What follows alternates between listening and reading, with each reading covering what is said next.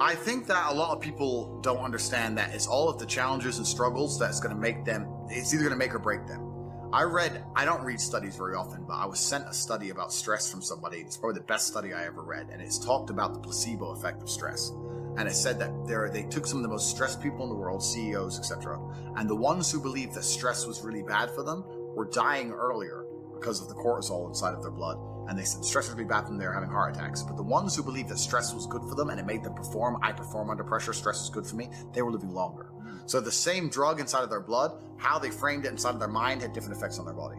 So from that point onwards, even though I already thought this way, I knew I was the right way. I knew it was the right way to think innately because I've done pretty good in life that way. But this confirmed it. Every time I feel stressed or under pressure, I get excited.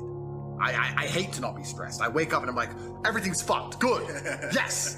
Like that's just how I am, right? But it's how you adopt. It's how you look at the problems and how you use them to fuel you. So the question was, what's the problem for the average man today? What's the biggest problem? I think there's a whole host of problems. But what you have to do is frame it inside of your mind and understand that all of those problems are going to allow you, give you the fuel, the unlimited motivation that you need to become a successful and beautiful individual if you frame it in the right way. If you take a man and give him a life shielded from problems and he never has any to face, I guarantee you he's terrible at being a man. The best men in the world have gone through shit.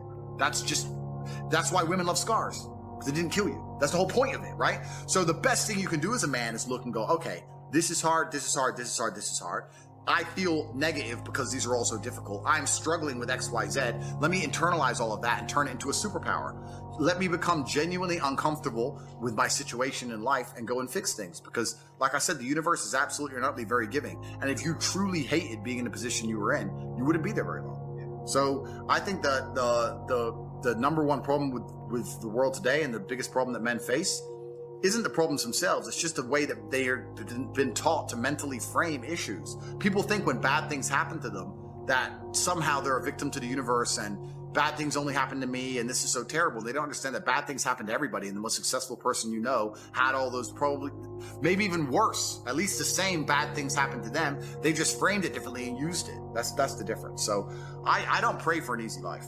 I pray for a life of difficulty that allows me to become a better and better person. I pray to become more competent to handle problems. I pray to put myself in a position where if the mass media machine attempts its very best to destroy my life, I can laugh and smile from my villa in Dubai. This is who I pray to become. I don't pray that nobody hurts me. I pray to be able to fight. So it's just a different mentality.